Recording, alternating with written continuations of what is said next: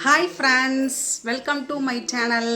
ரொம்ப நாளைக்கு அப்புறம் ஒரு வீடியோ போடுறோம். இன்றைக்கி என்னென்னு பார்த்தீங்கன்னா திருக்கார்த்திகை தீபம். இன்றைக்கி நம்ம வீட்டில் திருக்கார்த்திகை தீபம் விளக்கு ஏற்ற போகிறோம். அந்த வீடியோ தான் பார்க்க போகிறீங்க.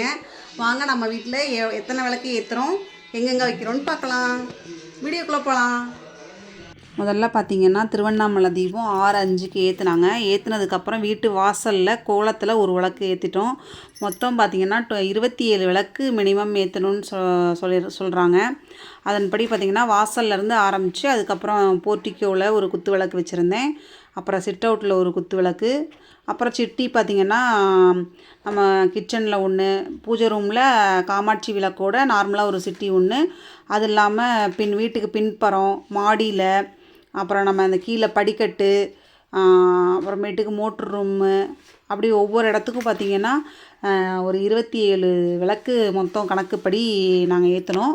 அதே மாதிரி எங்கள் சிட் அவுட்லேயும் ஒன்று வச்சுருந்தோம். அங்கே பாருங்கள், ஸ்டெப்லலாம் ஏற்றிருக்கோம். இதான் கணக்கு. அதுக்கு மேலே நம்ம எவ்வளோ வேணாலும் ஏற்றலாம். 27 விளக்கு சொல்லுவாங்க. அதன் பிரகாரம் ஏற்றியாச்சு. திருவண்ணாமலை தீபம் 6:05க்கு ஏற்றுனதுக்கப்புறம் வீட்டில் விளக்கு ஏற்றலான்னு சொல்லவும், அதுக்கப்புறம் வீட்டில் நாங்கள் விளக்கு ஏற்றி கார்த்திகை தீபம் செலிப்ரேட் பண்ணியாச்சு. காலையிலேருந்து மழை, ஏதோ கொஞ்சம் நேரம் விட்டு கொடுத்த மாதிரி கரெக்டாக விட்டு கொடுத்துருச்சு. சாமி சூப்பராக கொண்டாடிடுச்சு.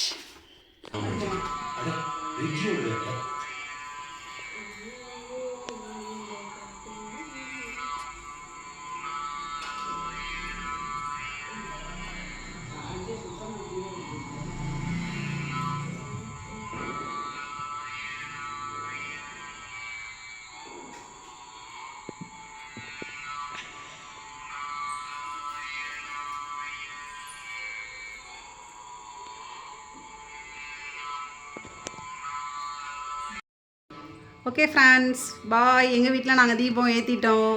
அனைவருக்கும் கார்த்திகை தீப வாழ்த்துக்கள். இன்னொரு வீடியோட சந்திக்கிறோம். பாய்.